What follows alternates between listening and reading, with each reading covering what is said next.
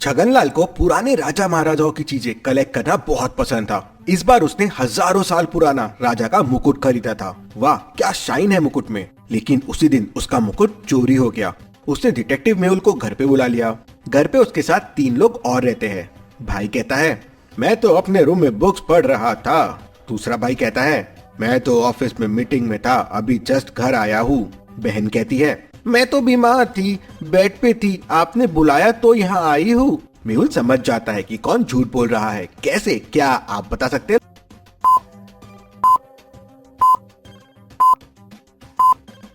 बहन को देखिए, वन पीस में है, ग्लेस पहनी हुई है, पर्स लेके कहीं जाने के लिए रेडी है और कहती है कि बेड पे बीमार थी। ऐसा कैसे पॉसिबल है? मेहुल समझ जाता है और उसे पकड़ लेता है और उसके रूम से मुकुट भी मिल जाता है। एक बार की बात है, 2 कैदी एक जेल में कैद होते हैं और 5 साल की कैद के बाद कल उन्हें फांसी होने वाली होती है। लेकिन अगले दिन जब पुलिस उनको लेने के लिए उनके सेल में पहुंचती है तो देखती है कि वहाँ पर दोनों कैदी होते ही नहीं हैं। लेकिन ये कैसे पॉसिबल है? दोस्तों, क्या आप बता सकते हैं कि दोनों कैदी कैसे भागे होंगे? अपना आंसर सोच के कमेंट में जरूर लिखिए। आपका टाइम शुरू होता है अब।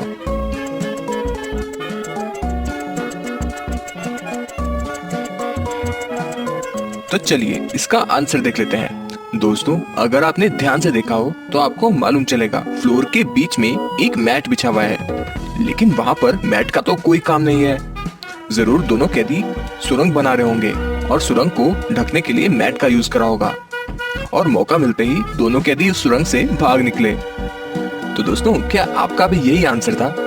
हमें कमेंट में जरूर बताइएगा।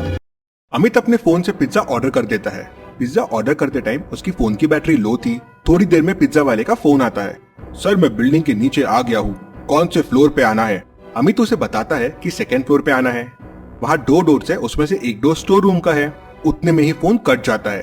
अमित का फोन डिस्चार्ज हो जाता है। डिलीवरी बॉय 2nd फ्लोर पे आ जाता है। उसे वहाँ 2 डोर्स दिखते हैं। अब वो कंफ्यूज हो जाता है कि कौन सा घर अमित का है।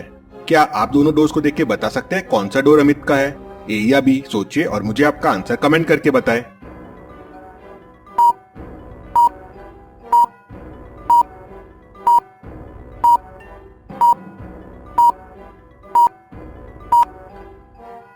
चलिए इसका आंसर देखते हैं। दोनों डोर को ध्यान से देखिए। डोर ए में डोरबेल लगी हुई है। अब स्टोर रूम में डोरबेल तो नहीं रहेगी, मतलब घर ए ही अमित का है।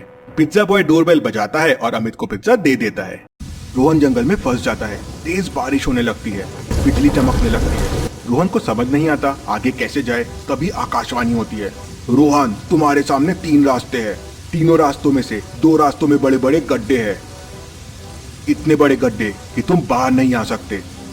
रास्तों में बनाना लीव्स है तो तुम्हें गड्ढे नहीं दिखेंगे।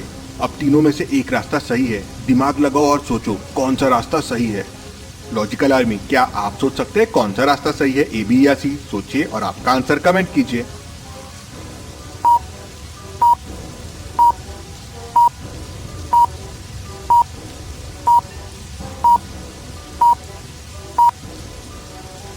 चलिए इसका आंसर देखते हैं। बनाना ट्रीज सिर्फ रास्ते ए में है, मतलब लीव्स यही होनी चाहिए थी। बी और सी में लीव्स डाले गए हैं, मतलब गड्ढा छुपाने के लिए डाले होंगे, मतलब रास्ता ए सही है। रोहन भी ये समझ जाता है, रास्ता ए लेता है और जंगल से बाहर निकल जाता है। पूजा और गायत्री घूमने के लिए हिमालय गए थे। दोनों वहां एक रेस्टोरेंट में जाते हैं। पूजा कहती है, मैं तो हॉट टी पीऊंगी, और गायत्री कहती है, मैं तो आइस टी पीऊंगी। दोनों वेटर को ऑर्डर देते हैं और वॉशरूम चले जाते हैं। जब वो वापस आते हैं तो टेबल पे उनके कप रखे होते हैं, लेकिन दोनों कप एक जैसे हैं। अब आइस टी कौन सा और हॉट टी कौन सा कैसे समझेगा? दोनों को सिर्फ देख के पहचानना है कौन सा आइस टी है और कौन सी हॉट टी है। सोचिए लॉजिकल आर्मी, और आप मुझे बताएं ए और बी में कौन सी आइस टी है और कौन सी हॉट टी है। आपका आंसर कमेंट कीजिए।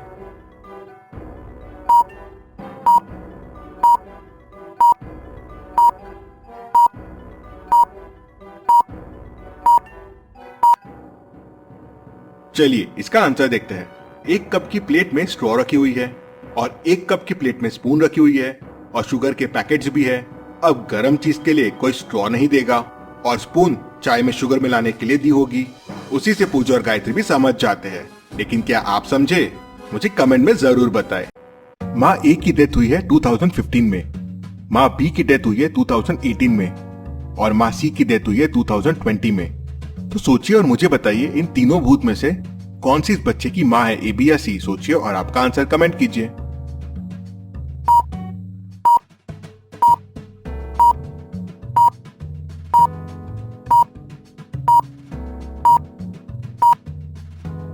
बच्चा 1 साल से छोटा दिख रहा है, मतलब सी वाली ही इसकी मम्मी होगी। ऐसी और पहेलियों के लिए चैनल को सब्सक्राइब करके बेल आइकन प्रेस कर दीजिए। Thank you. सना के हस्बैंड की डेथ हो जाती है। वो इंस्पेक्टर गणपत को फोन लगा के बुला लेती है। गणपत उसे पूरे दिन के डिटेल्स लेता है तो वो बताती है कि मैं मेरे हस्बैंड से बहुत परेशान रहती थी। वो पूरा दिन खाता रहता था। मैंने आज से उसे डाइट प्लान पे डालने का सोचा और उसे खाना नहीं दिया, सिर्फ एप्पल्स दिए और ऑफिस चले गई। जब शाम को वापस आई तो देखा कि मेरे हस्बैंड की डेथ हो गई है और एप्पल वैसे की वैसे रखे हुए हैं। गणपत मेड से पूछता है तो वो बताती है कि उसे गार्डनर पे शक है। उसकी नजर साहब के पैसों पे रहती थी, उसी ने साहब को मारा होगा। गार्डनर बताता है कि वो आज घर ही नहीं आया तो उसे कुछ नहीं पता है। हाँ, लेकिन मैम का बाहर अफेयर चल रहा था। सना कहती है कि गार्डनर झूठ बोल रहा है, उसी ने मेरे पति को मारा है। तीनों की बातें सुन के गणपत समझ जाता है कि ये एक मर्डर है और किसने किया है। कैसे? गणपत को कैसे समझता है? ध्यान से सोचिए और मुझे आपका आंसर कमेंट करके बताएं। अगर आपको लगता है कि खून किसी एक ने किया है तो आप गलत है। पॉज कीजिए और वापस सोचिए।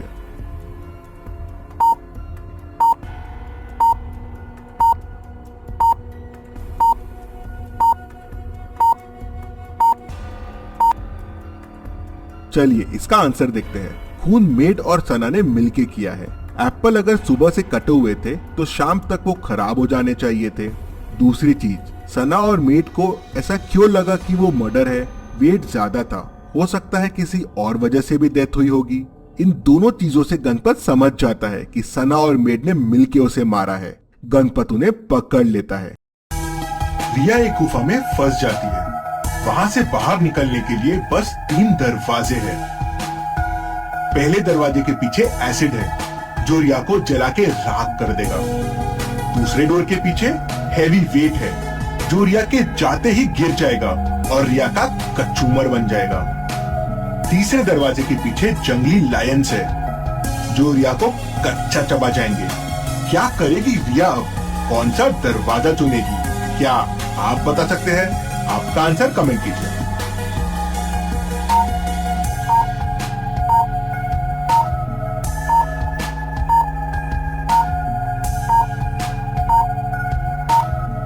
रिया ने थोड़ा सोचा और मस्त आइडिया लगाया। रिया ने अपनी सैंडल निकाल के डोर 2 में फेंक दिया।